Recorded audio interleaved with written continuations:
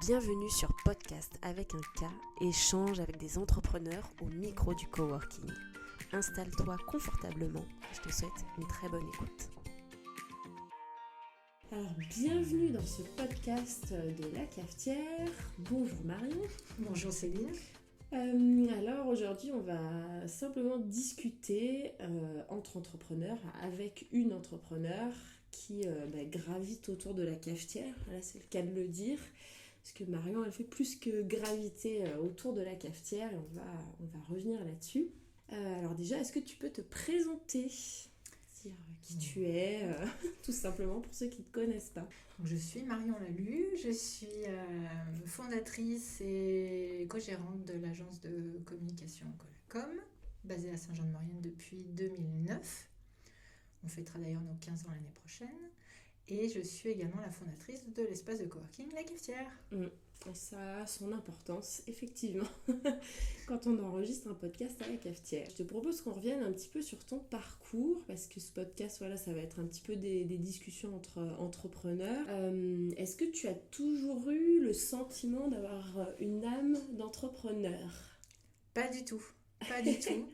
C'était même pas écrit du tout, plutôt dans une famille... on va dire, de salariés dans la fonction publique, donc non, c'était pas du tout écrit. Et voilà, c'est venu comme ça, licenciement économique, un peu à la crise en 2008. Et je me suis dit, qu'est-ce que je fais ? Je suis en Maurienne, il n'y a pas 150 solutions dans mon métier. Donc soit j'essaye d'aller sur Chambéry, Albertville, en sachant que ça veut dire des déplacements, ça veut dire on paye les déplacements ou pas. Et du coup, après, ça fait un salaire très élevé. Soit je décide de me lancer à mon compte. Ouais, donc c'est venu plus comme une solution, mais c'était pas envisagé de base. Pas du tout. Et tu as fondé une agence de com. Quelles études, quel parcours t'as fait pour en arriver à là ? Ouais, alors moi j'ai un parcours vraiment atypique. Alors par contre j'ai toujours voulu faire de l'art dans un métier un peu artistique. Quand j'étais gamine, je faisais de la peinture sur soie, je faisais des dessins, je faisais plein de choses. Et j'ai toujours eu l'envie d'aller dans cette branche-là, dans cette filière-là. Sauf que c'est des filières qui sont très bouchées, il y a très peu de place, il y a beaucoup de candidats, c'est assez compliqué. Et même avec mon 15 de moyenne, ça passait pas. Du coup, j'ai fait en marche arrière, c'est-à-dire que je suis partie de là où je voulais aller et comment je fais pour y arriver de manière assez simple. Donc j'ai fait un BEP productique mécanique. Tout à fait en rapport. Tout à fait en rapport, puisque avec un BEP productique, on peut avoir un bac pro dessin industriel. On retrouve un petit peu du dessin. Le dessin. Mais il n'y a rien d'artistique, là, on est vraiment sur du technique. Et suite à ce bac pro dessin industriel, après j'ai pu faire un BTS communication graphique option imprimerie. Ok, ouais, tu t'es vraiment frayé un parcours qu'on n'imagine pas du tout pour arriver à créer une agence de com, effectivement. Voilà, je peux réparer des voitures et en même temps travailler sur l'ordinateur. Ça peut être utile s'il y a une reconversion un jour. Ok, super. Et au moment de la création d'entreprise, est-ce que tu as eu peur ? Est-ce que c'était une évidence pour toi ? C'était facile ? Comment tu as abordé ça ? Comment tu l'as vécu ? Je crois que j'ai eu beaucoup de chance en fait finalement dans mon parcours parce que j'avais mon conjoint qui lui est expert comptable et qui m'a aidé justement à créer le bon statut, à regarder les chiffres, à savoir m'expliquer ce qu'était une entreprise, comment ça fonctionne. Ouais, c'est déjà un bon socle de se faire aider sur cette partie-là. Ça aide beaucoup parce que effectivement quand on commence, on se dit ok, je vais où, je fais quoi ? Et en fait, c'est vrai que là-dessus, il m'a beaucoup aidé. Et sur le reste de ta famille, du coup, qui n'est pas du tout dans l'entrepreneuriat, comment ils ont ressenti ça ? Ils t'ont encouragé ? C'est une bonne question. Ils m'ont encouragée, oui, bien sûr, ils m'ont encouragée. Ouais. Y a pas de souci là-dessus. Ils m'ont dit, tu verras. Alors, j'ai commencé en auto-entrepreneur, donc c'était le test. Et puis moi, c'était au début du statut auto-entrepreneur. Okay, donc, ils m'ont dit, vas-y, de toute façon, c'était soit ça, soit le chômage. Donc, moi, je pouvais pas envisager d'être au chômage ad vitam aeternam. Donc, voilà. Alors, tu as créé du coup ton agence en 2009. Oui. Et tu avais déjà des clients qui t'avaient fait part de leur intérêt pour faire du job avec toi? Comment tu es allé chercher ces premiers clients? Eh ben non, pas du tout. Je suis partie un petit peu comme ça, à la fleur au fusil, comme on dit. J'ai eu la chance d'avoir des clients avec qui je travaillais avant en tant que salarié, qui m'ont suivi. Ok, C'est-à-dire que deux clients que j'ai démarchés, je suis allée voir, leur dire bah voilà, maintenant je suis à mon compte, si vous avez besoin, n'hésitez pas. Et en fait, je crois que je suis tombée sur le bon client qui en fait m'a fait mon réseau, qui a fait du bouche à oreille et qui m'a envoyé beaucoup de clients. le top. Donc j'ai pas eu besoin de prospecter, ça a été génial. Encore une fois, je crois que j'ai eu de la chance. Donc une première année positive. Ouais, tout à fait. Et puis en plus, à l'époque, je me suis installée dans la pépinière d'entreprise à Ouais. Saint-Jean-de-Maurienne. J'étais la première, j'ai essuyé les plâtres, hein. Les travaux n'étaient pas terminés, mais moi Ok. j'étais déjà installée. Et c'est vrai que voilà, j'ai eu le soutien aussi des structures qui ont mis en place cette pépinière d'entreprise, qui sont devenus des clients aussi. Donc Et oui, voilà. t'étais la première, donc Voilà, ça s'est fait comme ça. Et voilà, encore de la chance, je crois. En fait, je crois qu'il y a beaucoup de chance dans ce parcours. c'est intéressant. Aujourd'hui, je crois que tu n'es plus toute seule dans l'agence. Tout à fait. Alors après, voilà, la première année, les premiers clients, l'installation en pépinière, quelles ont été peut-être les difficultés, les opportunités de l'agence, un peu les moments qui t'ont marqué depuis la création? Oui, alors au début, voilà, comme tu le dis, les premières années auto-entrepreneur, tout se passe bien. Et puis très vite en 2011, j'ai changé de statut parce que je pétais les plafonds de Mhm. l'auto-entrepreneuriat. Donc je suis passée en entreprise individuelle. Là, j'ai fait des formations commerciales, des formations voilà, pour gérer un petit peu mon entreprise en tant que chef d'entreprise et non pas sur mon métier de graphiste initialement. Ça m'a permis de faire des rencontres et notamment, voilà, j'ai pu évoluer aussi dans le domaine de la formation. Donc, je suis Ok. devenue formatrice pour des organismes de formation et moi-même organisme de formation du coup. J'ai pu aussi travailler pour un organisme de formation et de consulting sur notamment les structures de l'ESS, Ok. donc, qui m'a beaucoup apporté, qui m'a permis voilà, de faire de la stratégie, de faire du développement, du conseil, une partie que j'avais pas. Donc ça c'était en 2012. Donc j'ai travaillé voilà, pendant un petit moment, pendant plusieurs années en collaboration voilà, avec ces structures-là. Donc ça m'a permis d'évoluer. Et puis après, comme on va dire la rançon de la gloire, c'est qu'on n'a plus de temps et qu'à un moment donné, on ne peut pas tout faire. Ok. Et je sentais que je commençais à saturer, que je faisais plus les choses correctement parce que justement trop de choses, Mhm. trop de clients, et tant mieux. Ouais, super. Tant mieux, c'est Très super. positif. J'ai dit là, il faut que je trouve quelqu'un pour m'épauler. Alors, pas forcément les moyens d'embaucher, Bien parce sûr. qu'avec les charges, etc., c'est toujours très compliqué. Là, tu te trouves un entre-deux. Voilà, je trouve un Manque de entre-deux. temps, J'avais mais j'avais un ancien stagiaire qui revenait chaque année me voir avec des chocolats à Noël pour essayer de m'acheter. Qui disait, ah, tu veux pas m'embaucher? Je lui ai dit, écoute, non, je veux pas t'embaucher. Par contre, je te propose de t'associer. donc là, un nouveau tournant pour l'agence. Nouveau tournant pour l'agence, ouais. Donc il a dit, ok, Banco, c'est parti, on y Ok. va. C'était en quelle année ça? Donc ça, c'était en 2018. Mais je crois que c'est voilà, Mickaël, pour pas le citer, qui a toujours eu envie aussi, je pense, d'être entrepreneur. Lui, pour le coup, c'est un petit peu plus dans les gènes Dans son familiales. ADN, ouais. Et voilà, et après, Mickaël a apporté aussi sa touche et sa vision et sa sensibilité sur les créations. On n'a pas du tout le même style et je pense que c'est ça que les clients aiment bien aussi. Et pour autant, on se complète. Il y a des choses voilà, que je ne vous sais pas faites faire. pas exactement la même chose tous les deux dans l'agence. Ça s'est Chacun défini son rôle. après. Mhm. Ça s'est défini après. Mais c'est vrai que voilà, moi du coup j'ai un petit peu plus de compétences sur le conseil, la stratégie, et maintenant le web, et lui plutôt vraiment sur le graphisme qui le botte à fond. Donc ça s'est mis en place petit à petit. Ça t'a permis de te dégager du temps et de répondre peut-être à plus de clients. De répondre à plus de clients, d'être plus concentré sur les dossiers, de faire voilà, les choses bien, correctement, et puis d'élargir la clientèle aussi, parce que Mickaël a aussi, lui, ses relations. Son réseau, ouais, son bien réseau. sûr. Et puis prendre un petit peu de temps pour la famille aussi. Est-ce qu'il y a de la place pour la famille dans cette vie d'entrepreneur?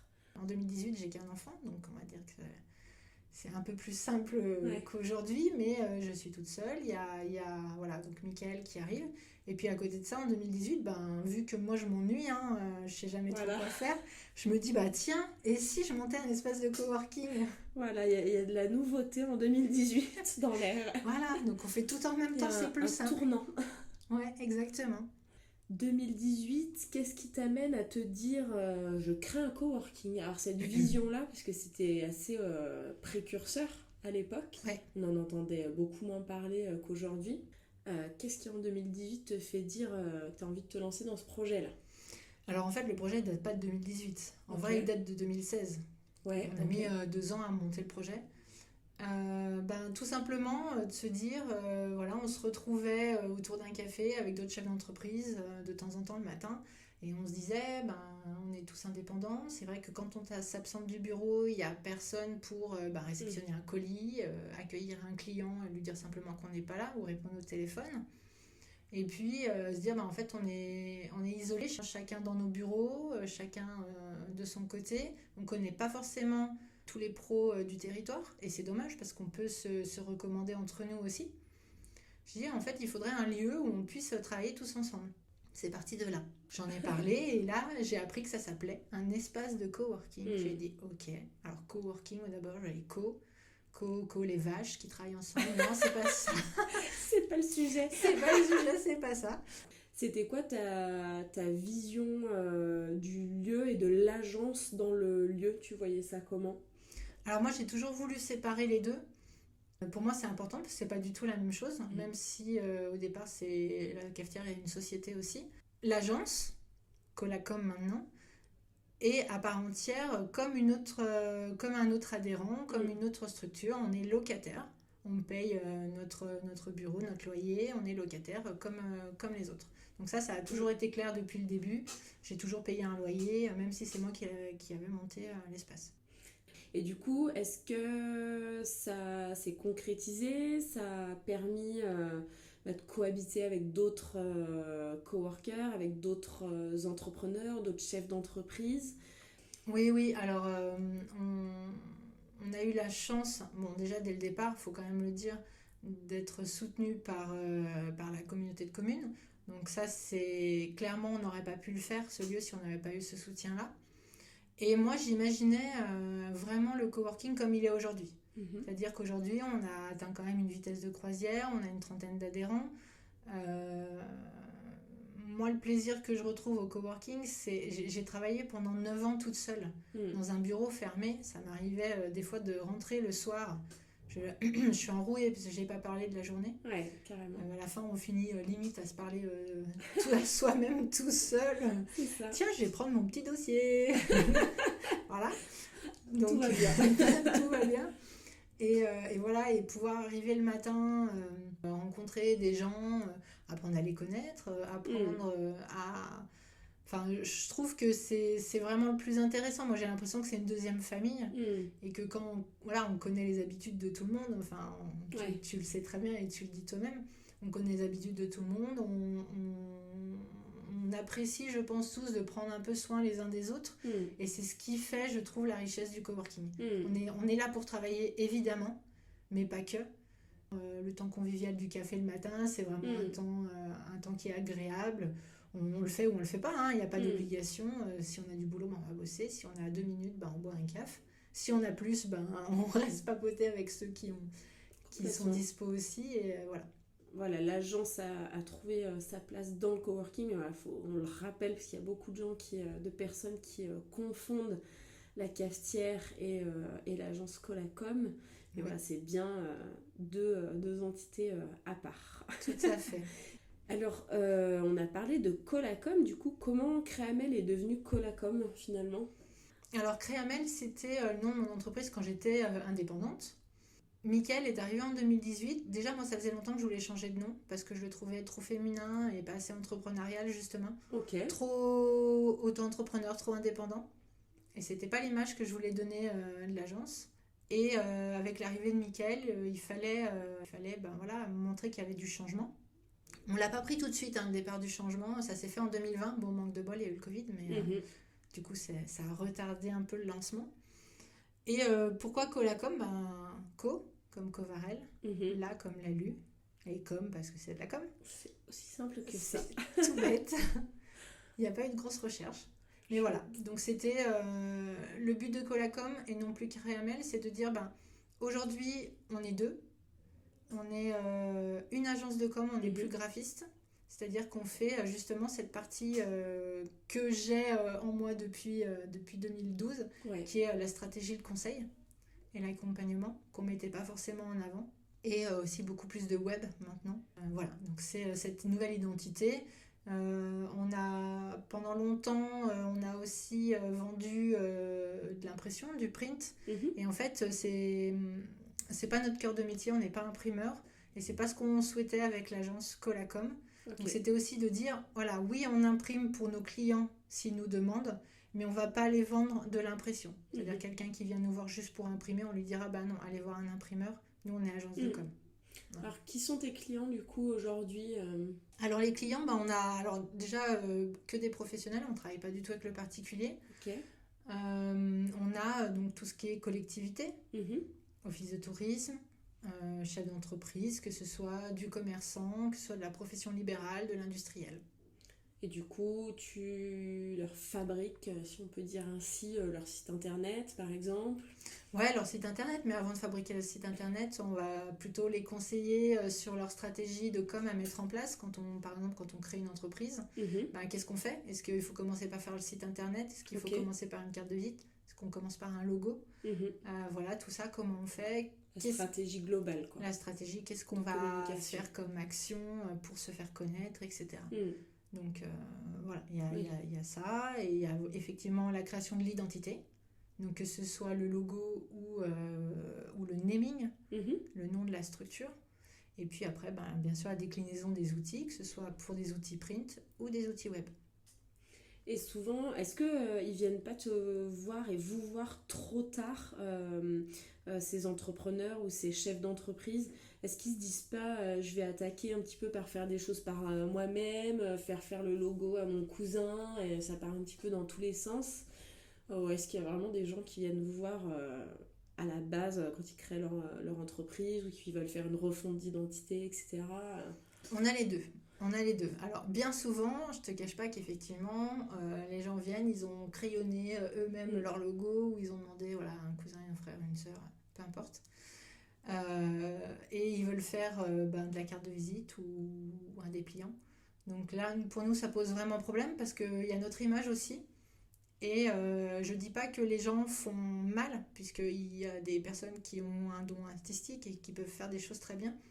Toutefois, bien souvent, on remarque que les personnes qui ont créé eux-mêmes leur identité, ils auront du mal à décoller s'ils ne sont pas dans le métier. Parce qu'en fait, on donne une image en faisant des choses d'amateur, puisque en soi, c'est un vrai métier graphiste. Et si on n'est pas graphiste, on est amateur. Et il n'y a rien de vulgaire dedans, hein, c'est simplement le terme. Et malheureusement, on donne une image d'amateur. Et même si on est professionnel à fond dans notre métier et qu'on est même expert, si on donne une image d'amateur, on donnera toujours l'image d'amateur, peu importe nos compétences. Donc ça, c'est ce qu'on essaye d'expliquer justement à notre clientèle, de dire commencez déjà par vous faire une belle identité, une bonne identité, qu'elle vous donne de la crédibilité et montrer que vous êtes expert. Un logo, c'est pas juste un dessin, il y a une réflexion dessus. Et on essaye de sensibiliser là-dessus. C'est pas nous pour dire on se fait du pognon. C'est plutôt de dire commencez correctement dès le début et votre entreprise elle durera plus longtemps. Et nous c'est dans notre intérêt, puisque un client plus il travaille, plus il va venir nous voir, plus il dure dans le temps, et voilà. Donc on n'a pas intérêt à dire oui, faites votre logo vous-même, en sachant que à un moment donné ça va tomber parce que ça manquera de crédibilité.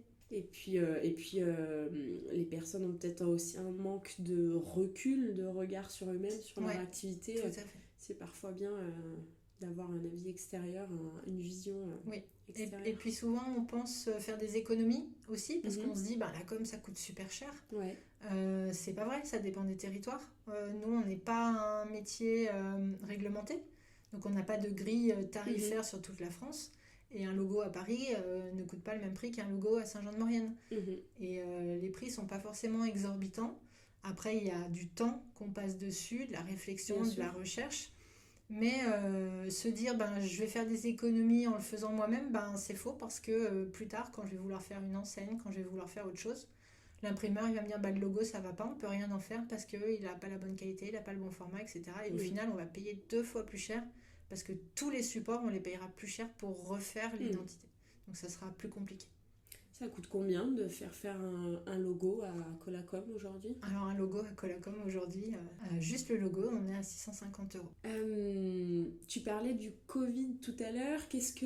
Comment ça a impacté l'agence en 2020? Alors nous, ça a été assez compliqué, mais bon, comme les 3 quarts des entreprises en France. On a fait une très très bonne année 2019.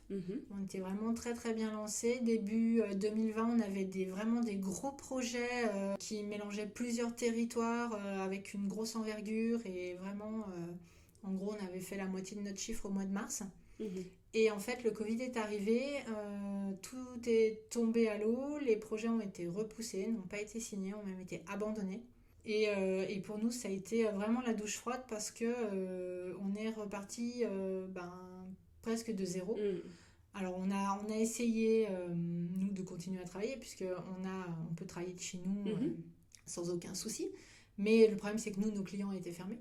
Ouais, tout ce qui est restaurant, restaurant, commerce, hôtellerie, station de ski, etc. Enfin, tout était fermé. Donc, alors nous, on n'a pas eu d'aide parce qu'on ne faisait pas partie justement des métiers qui avaient l'obligation d'être fermés. Toutefois, tous nos clients l'étaient. Donc, bon, voilà, c'est comme ça, c'est le jeu. Donc, ça a été un petit peu chaud. Pour autant, on a quand même réussi à s'en sortir et à se payer. Donc c'était assez... On a sauvé les meubles. On a sauvé les meubles, ouais. Je sais pas comment. Mais on a sauvé les meubles. Et depuis, il y a quand même un phénomène étrange. Les années ne se ressemblent pas. Avant, c'était très rythmé. On savait qu'à telle époque, on avait beaucoup de travail. À telle époque, on en avait moins, etc. Aujourd'hui, je crois que les cartes, elles ont été redistribuées et on met du temps à comprendre le fonctionnement. Après, voilà, on s'en sort, il n'y a pas de souci, on travaille bien, on essaye chaque année de battre notre score en termes de chiffre d'affaires, mais c'est étrange. C'est vraiment plus la même dynamique que c'est plus du tout la même dynamique. 2019. Et ça, on est passé à côté de gros projets à cause du Covid et c'est un peu douloureux, on va dire. Comment justement vous gérez la concurrence? Alors oui, il y a de la concurrence, ça serait difficile de dire qu'on est tout seul, c'est pas vrai. Il y a d'autres agences, il y a d'autres auto-entrepreneurs qui se mettent à leur compte et voilà, et qui se lancent aussi. Donc tout ça, malgré tout, même si c'est pas les mêmes prestations, c'est quand même des parts de marché qui sont enlevées. Nous, on essaye pour autant de sortir aussi du territoire parce que malgré tout, on est dans une vallée et on a quand même vite fait le tour, même s'il y a matière à faire en local. Je crois qu'en fait, la concurrence, on ne la gère pas. On ne la subit pas non plus. On essaye de faire du mieux qu'on peut. On essaye de faire des prix qui, pour nous semblent corrects, ni trop chers, ni pas assez chers. Pendant longtemps, on s'est dévalué, on faisait pas cher parce que voilà, on avait peur de pas avoir. Et en fait, ça nous a porté préjudice dans le sens où il y a des marchés qu'on n'a pas eu parce qu'on n'était pas assez cher. Donc finalement pas crédible. Je reviens sur cette crédibilité. Finalement pas crédible. Voilà, c'est comme le logo, c'est pareil. Intéressant. Et on s'est dit, oui, en fait, on fait des prix un peu tirés parce que nos clients nous demandent toujours toujours une petite remise par-ci, par-là, et en fait, ça nous dévalorise. Donc, on a dit, stop, on fait nos prix, on a un prix horaire. Quand on fait un logo, c'est parce qu'on estime qu'il y a tant d'heures pour travailler un logo. Et la concurrence, elle est ce qu'elle est, elle sera toujours là, et on peut pas lutter, c'est comme ça. Et en même temps, c'est bien aussi, parce qu'il en faut pour tout le monde, il en faut... Bien sûr. Voilà, sinon on pourrait pas suivre, quoi. Ça pousse parfois à des remises en question. Ouais, ça pousse à des remises en question. On regarde aussi ce que font les agences qu'on suit. Il y a des agences qu'on suit voilà, un petit peu partout en France. On se dit, bah tiens, ils ont fait ça, pourquoi ils ont fait ça? On essaye de comprendre qu'est-ce que ça leur apporte, est-ce que c'est notre cible à nous, est-ce qu'on a envie de faire la même chose ou pas, voilà, c'est... Mm. Ouais, ça oblige à se poser des questions, se remettre en question, c'est bien. Et du coup, le Ça fait avancer. travail d'agence de com aujourd'hui par rapport à il y a 15 ans, du coup, qu'est-ce qui a changé dans le travail Alors, ben, je pense que nous, bon, on est deux, donc forcément, il a fallu s'organiser. Donc, je pense qu'on est plus structuré aussi Mhm. au niveau de l'agence, au niveau de nos process, notre accueil clientèle, la gestion des clients. On essaye d'être voilà, d'être plus droit, on va Mhm. dire, et un peu moins freestyle comme on peut l'être quand on est tout seul, même tout en étant Mm. professionnel. Mais il y a des choses voilà, qu'on peut se permettre quand on est tout seul, qu'on ne peut pas faire à deux. Je pense qu'on essaye aussi d'être simplement nous-mêmes. Mhm. On s'est rendu compte qu'en étant nous-mêmes, ben, ça marchait bien aussi. Et de ne pas vouloir se donner des airs de grosse agence parisienne parce que c'est pas Mhm. ce qu'on est. Et en fait, l'authenticité, la sincérité, je pense qu'aujourd'hui, finalement, c'est là-dessus peut-être que nos clients viennent nous voir. Mhm. On essaye voilà, ben, d'être comme on est ben, tous les jours, d'être Dans la vie, bien sympathique sûr. et de traiter les gens avec respect. Mm. Enfin, pour moi, c'est la base. Et de quel œil vous avez vu l'arrivée de l'intelligence artificielle, ChatGPT, toutes ces choses-là? Est-ce que ça vous a fait peur? Est-ce que, voilà, dans les changements depuis 2009, quand même, il y a des choses qui changent, des Ouais, choses qui bougent ouais, sur exactement. On est très mitigé. C'est-à-dire Mhm. que d'un côté, on se dit, ok, cool, on peut faire plus de choses en termes de graphisme, de création. Euh, voilà, je veux dire, on n'a plus, entre parenthèses, plus de limites. On Mhm. peut faire plein de choses. Ça nous aide aussi sur de la rédaction de projets, de choses comme ça, où on peut poser des questions finalement en ayant un guide, hein, parce que copier ChatGPT, voilà, clairement, ça n'a pas marché, Mm. mais on peut s'appuyer dessus pour certains, notamment projets d'appel Mhm. marché public, ce genre de choses. Ça peut aider. Après, c'est un bon outil, mais en même temps, on se dit, bah, en fait, notre métier va disparaître parce que bah, tout le monde va pouvoir retoucher une photo, améliorer, Ouais, rajouter des choses. Et le métier pur de graphiste va disparaître, je pense, avec cette intelligence artificielle. ok.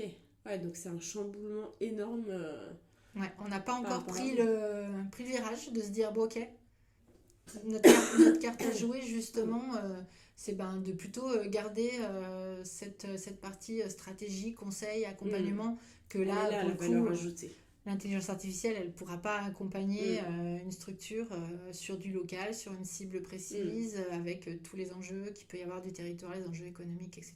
Bien sûr. Euh, Combien d'heures tu dors par nuit? J'aime bien poser cette question parce que parfois les entrepreneurs, ils ont un petit peu des nuits courtes ou des insomnies, je crois, autour de 4 heures. C'est assez général. C'est ça. Ouais, globalement, bah écoute, à peu près 6 heures par nuit sur les grosses nuits. Ah ouais, quand même. Sur les Faut grosses être nuits. prêt à l'entrepreneuriat. Faut être prêt à ça. Voilà. Après, quand tu as des problématiques, des choses voilà, qui te prennent un peu la tête, et ben effectivement, à 4 heures du matin, Ouais. tu cogites et des fois, à 4 heures du matin, tu te dis, bah oui, puisque j'ai mon bureau aussi à la maison, et si Ouais. j'allais travailler, Il n'y a pas de tiens, coupure finalement. voilà, Mm, mm. c'est ça. Est-ce que aujourd'hui, aux 15 ans de l'agence, vous avez pris voilà, le virage en 2018 de vous associer? Il y a eu le Covid, il y a eu pas mal de remises en question, pas mal d'adaptations à faire par la force des choses. Euh, le changement de nom de l'agence. Est-ce qu'il y a des projets là, qui arrivent dans les jours qui viennent, dans les mois qui viennent, dans les années? Est-ce qu'il y a une vision? Est-ce qu'il y a des gros changements à venir? Il n'y a pas de gros changements. Avoir une vision sur notre métier, c'est compliqué si on n'a pas des contrats signés Mm. sur plusieurs années.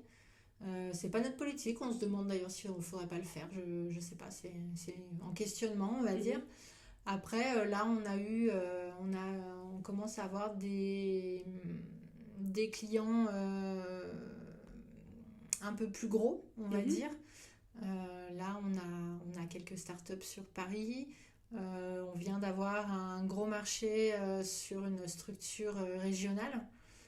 Donc ça, c'est des projets qui sont vraiment, voilà, qui portent et qui inspirent. Notre envergure. Ouais. Notre envergure et c'est super intéressant. Pour autant, on aime toujours faire nos petits artisans locaux et commerçants et avec grand plaisir. Il faut de tout. Ça permet de se challenger un petit peu. Ça permet de se challenger. Ouais, complètement. On sort du territoire. On apprend à parler le vocabulaire des Parisiens, qui n'est pas le même que le nôtre. Voilà. Mais on essaie de le mettre en place au coworking, parfois. Mais tout ça fait. Mais voilà, c'est intéressant et au contraire, voilà, ça fait déjà plusieurs années, ça fait très longtemps qu'on ne travaille pas que Maurienne, hein, et heureusement, on a des clients en Suisse, on a des clients donc en Auvergne-Rhône-Alpes, dans la région parisienne, en PACA. Mais voilà, on sent qu'on commence à aller de plus en plus loin et sur des plus gros projets. Et comment tu jugerais aujourd'hui, on sait que beaucoup de personnes, alors je ne sais pas si c'est entrepreneuriat vs salariat, mais beaucoup de personnes qui changent de métier au bout de 2 ans, 3 ans, on change quand même beaucoup plus vite de métier. Alors c'est peut-être plus dans le salariat.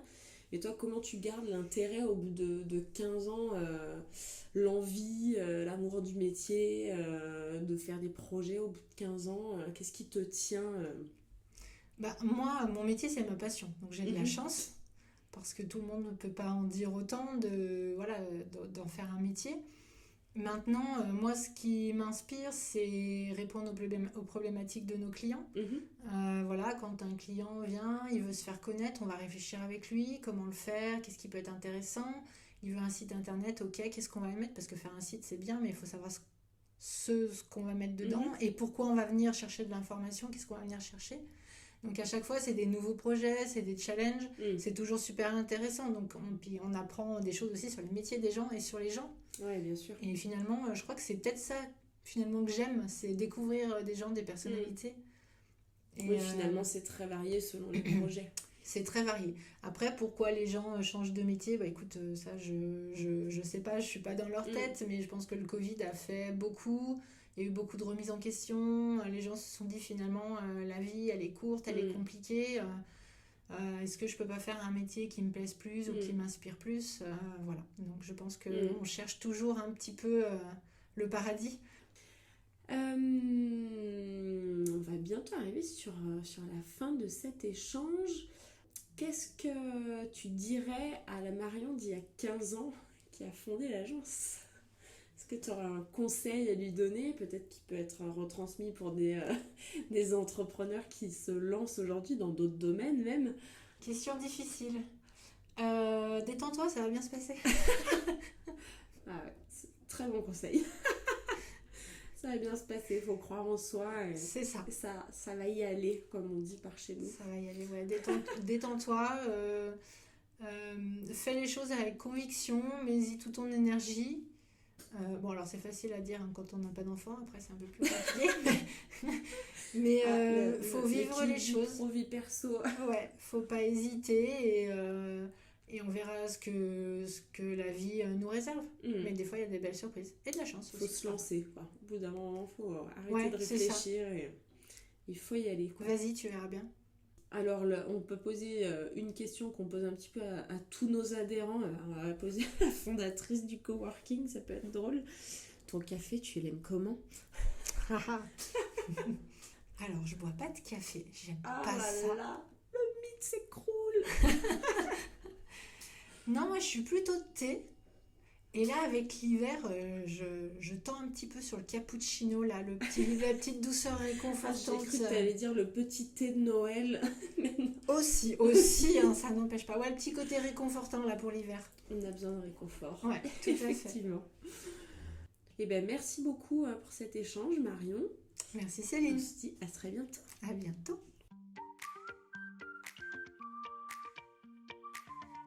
J'espère que cet épisode t'a plu. Pour poursuivre les échanges, rejoins-nous au Coworking La Cafetière, réseau d'entrepreneurs, espace de travail convivial comme à la maison.